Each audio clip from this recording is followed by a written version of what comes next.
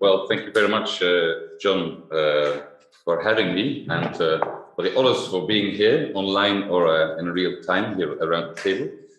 I'm going to start my presentation in the 12th century and end in the 21st century with lessons for today. So hang on with me and don't panic if I talk a bit too much about the 12th and the 13th century. My two research questions actually came to me when I lived in Cairo and I read some Arabic philosophy and history.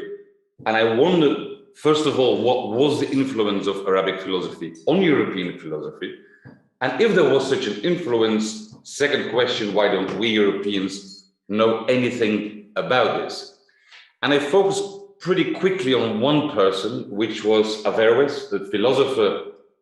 His name is Ibn Rushd, Latinized as Averroes, who was born in Cordoba in 1126 and died in Marrakesh in Morocco in 1198. He's mostly known as the commentator because he was the one who explained probably best of anyone in history the works of Aristotle in commentaries. But he also wrote some works of himself, for example, the decisive treatise on the relation between philosophy and faith. His ideas were, I would say, kind of a little bit heretic now and then. For example, one of his, the eternity of matter and the world. So the world is not created. The world has always been there. Secondly, he said there's only one intellect for all people. It's shared. 3, the intellect is immortal, but the soul is mortal. 5, he says, philosophy is actually a science, and it's a science that can be demonstrated. And so if you follow demonstrative logic, the logic of Aristotle properly, you can find necessary and eternal truth. If this truth contradicts faith, it is the philosophical or scientific truth that counts. And in that case, we have to read Revelation, so the Quran or the Bible, allegorically. And 7, the philosophical truth is not for everyone. It's only for people who do understand it. It's for the philosophers. And the religious truth is for the masses because they can't handle two truths at the same time. Averroes was pretty well known in Europe, at least in the 15th and 16th and 13th, 14th, 15th, 16th century. For example, one example is here the School of Athens, where we can see left of the middle Averroes. I'll give you a detail. So this is according to the tradition, which I'm going to discuss in another work. Averroes, he was seen as one of the important philosophers. He's also showed in paintings around mostly Italy as the one who lost the battle against Catholic Church, so against Thomas Aquinas. You see Averroes lying on the ground. So how did Averroes' ideas come to Europe? Around 2020, translators started to translate Averroes' commentaries, mostly in Spain, in Toledo, but also in the south of Italy and Sicily. It was an introduction not only of Averroes' ideas in Europe, but also of Aristotle ideas for Europe. And the ideas that were causing the most, let's say, interest, of creating the most interest, was the unity of the intellect, the mortality of the soul, and the eternity of the world. Why? Because obviously these were ideas that could be proven by science or by philosophy, and that contradicted, obviously, faith, Catholic faith. So the church, of course, thought these ideas were not acceptable, and the followers of these ideas were called Averroists. The movement as such is called Latin Averroism because they wrote in Latin. And what the Averroists in the 13th century were wanting was actually getting rid of the idea that philosophia ancilla theologia, so philosophy is the mate of theology. They said, no, they are equal as such, so they are equally worth. So, and I will come back to this later, is that this discussion, in my opinion, was actually the start of philosophical secularism in Europe. It is obvious that, of course, people try to attack these ideas. I mean, they were mostly in Paris, very popular, but later on also in Italy and in Germany, and for some people actually also in Oxford. Thomas Aquinas was the first to use the word Averroes, and he wrote an entire book against it, De Unitate Intellectus, so against the unity of the intellect, against the Averroes in 1270, in which he called Averroes the perverter of Aristotelian philosophy. There were condemnations by the church, by the Bishop of Paris in 1270 and 1277. There were several councils, church councils, that also condemned the Averroes ideas. And in my opinion, all these attacks would not have been possible, not have been made sense if there actually were not followers of Averroes. But of course, it was dangerous to call yourself a heretic, to call yourself an Averroes. So actually, nobody did. And that created a massive discussion in scholarly discussion up to today. And we could divide the discussion into two schools. The minimalist school, I call, because it's led actually by the University of Leuven, they say there was no real Latin Averroism. It had no importance in the 13th century because nobody called himself an Averroes and nobody really adopted the exact ideas of Averroes. The maximalist school, which is mainly situated in Paris, says, there was a Latin Averroism and it was very important. But of course, ideas do mutate over time. And on top of it, Averroes ideas changed too, but they kept always Averroes as a source on the unity of the intellect, the eternity of the world, and so forth. I claim that the maximalist school is right, and that, as a matter of fact, that this introduction of Averroes ideas in Paris was a massive historical intellectual moment. It was an important moment for the history of philosophy and also for the relationship between philosophy and theology. And I claim that actually these ideas triggered the secularist battle, and I will come back to this later, between indeed reason and faith, something that is still on the agenda of many institutions and studies. So it's no wonder that the church has done everything to stop it. And it's also no wonder that actually the minimalist school, who also calls itself Catholic school, is still trying up to today to get Latin Averroism writ out of our history books. And I will give you some examples later on. One of the things of Averroism is political Averroism. Did he have political ideas? And is it true that it triggered secularism? And this is an ongoing debate. And I found, I think, the proof that political Averroism does exist in exactly one of the attacks on Averroism. One of the attacks on the same year as Thomas Aquinas' De Unitate Intellectus was a friar, Gilles of Rome, who wrote Errores Philosophorum, so the errors of the philosophers. And who were the philosophers for Gilles? It was Aristotle, Averroes, Avicenna, Al-Ghazali, Al-Kindi, Maimonides. All of them wrote in Arabic, of course, except for Aristotle.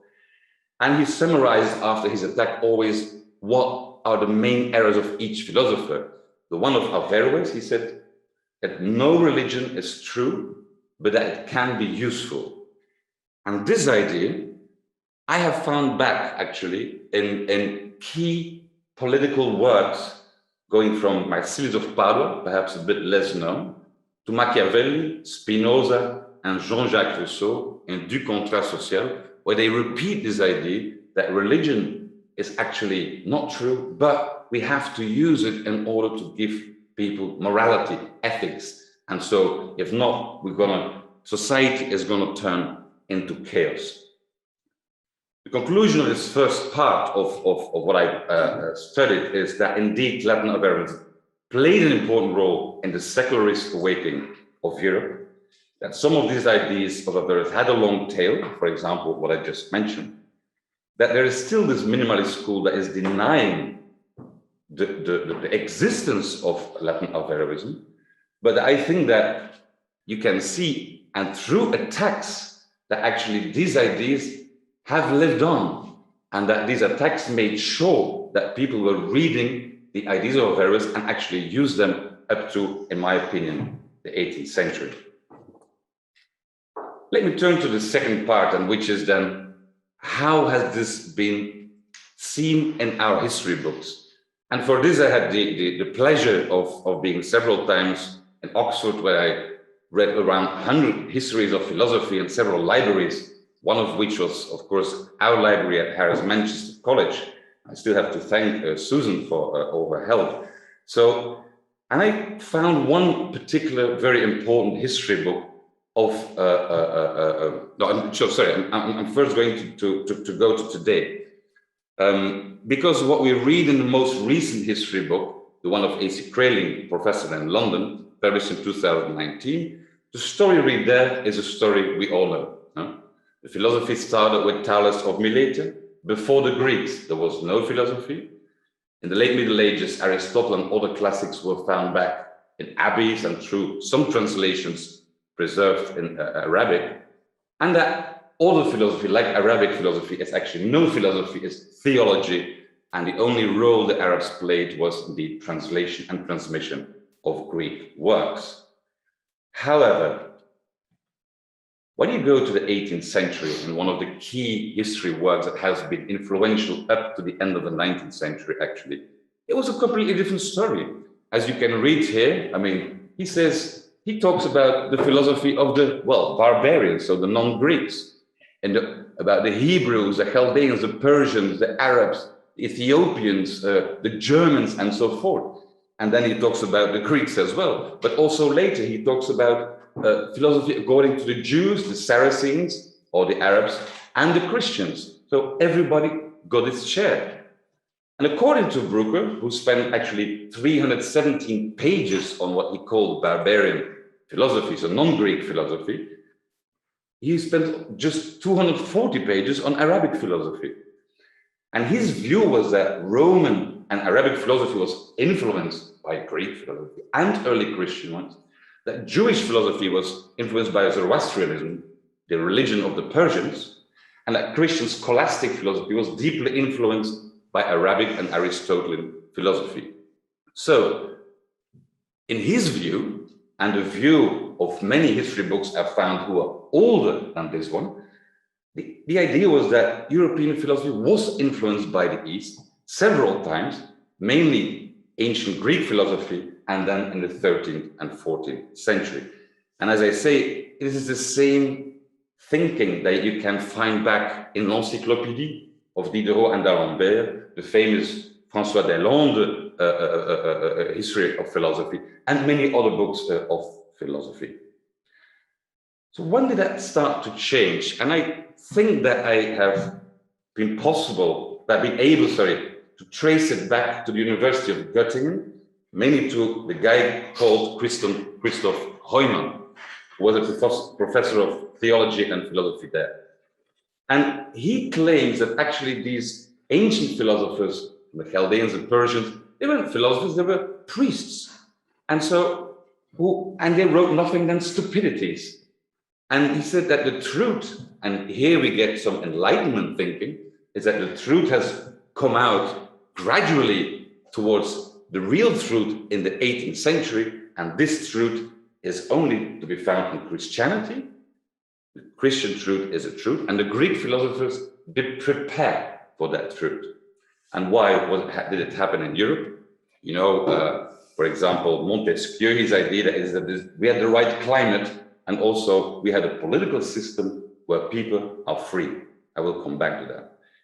And Kant was influenced by Heumann, and he did say things in actually almost the same way. But what he said is that philosophy is thinking in abstracto, while non-philosophers think in concreto. They think in images.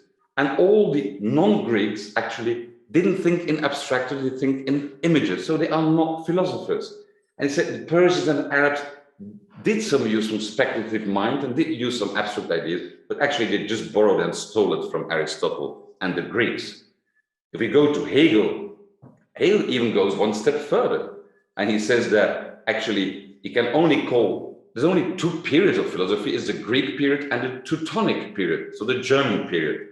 And of course, I mean, because the Teutonic are the real Christian countries.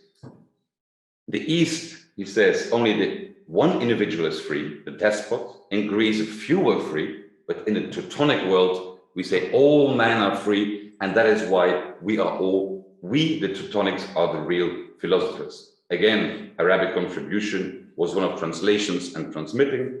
And if you go further down in the 19th century with Schleiermacher, it's just in a footnote that he says, it doesn't matter if Aristotle came to Constantinople or the Arabs. So it was disappeared completely from history.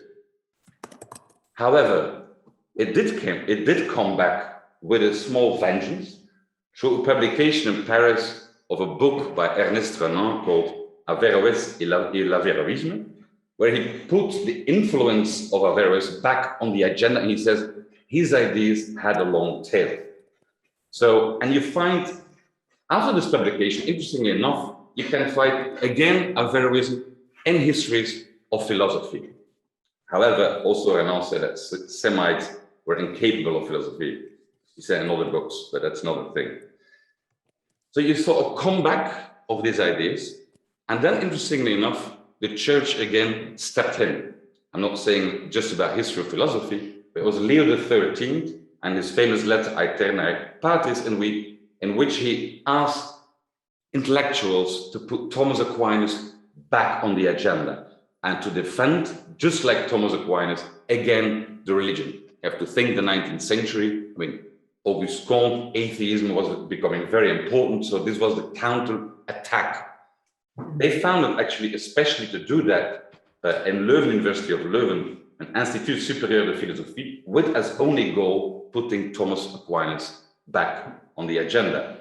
And it's there that the minimalist school actually was founded, and that it actually is still there.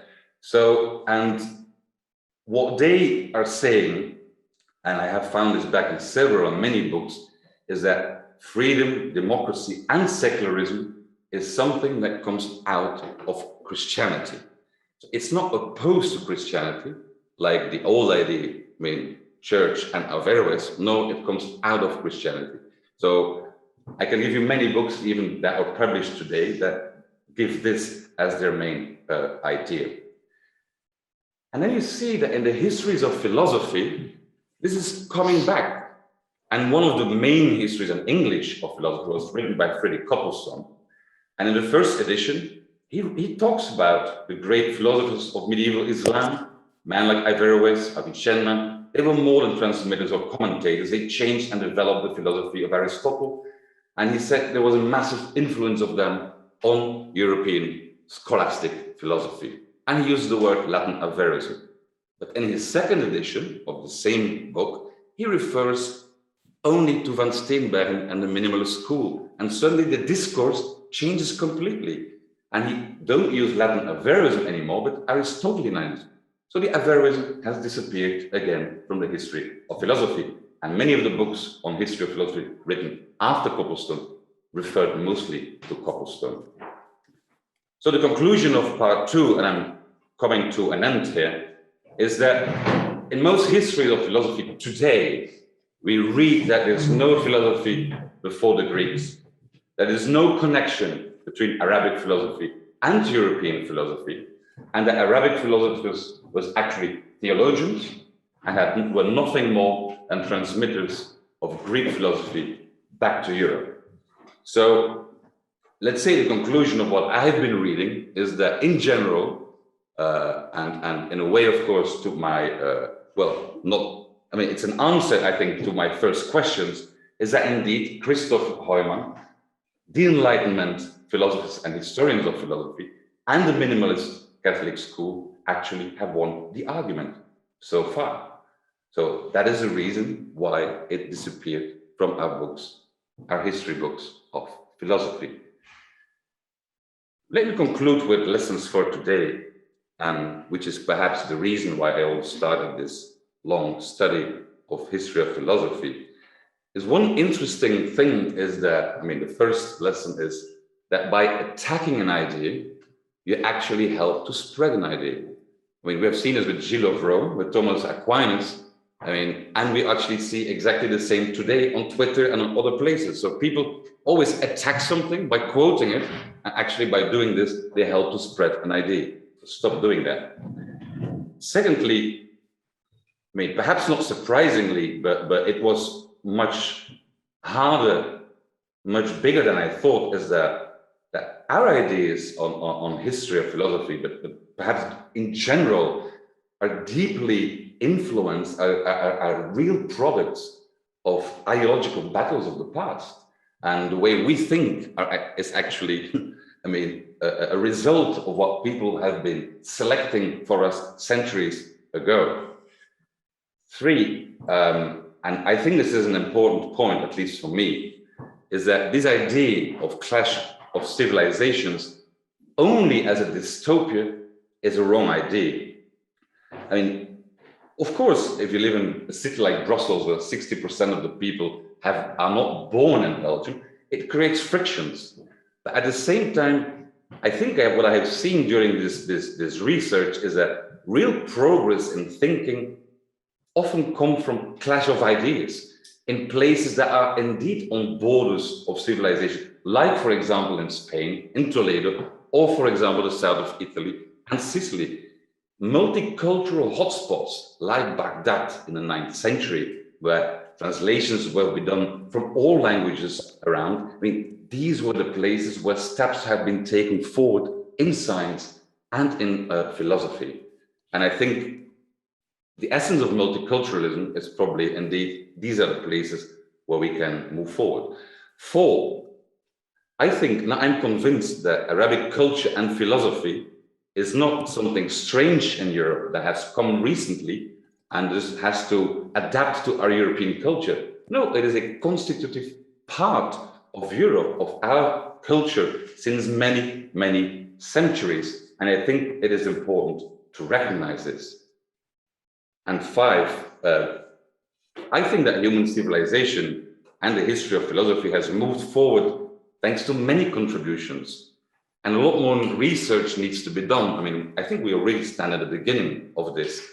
And we need to know, I mean, what was the influence of Chinese philosophy on our thinking? Perhaps through, indeed, philosophers like Avicenna, who lived on the borders of China, of Indian, which is a bit more obvious, Egyptian, Chaldean, Arabic, and all the constitutions, all the contributions to our current way we look at the world.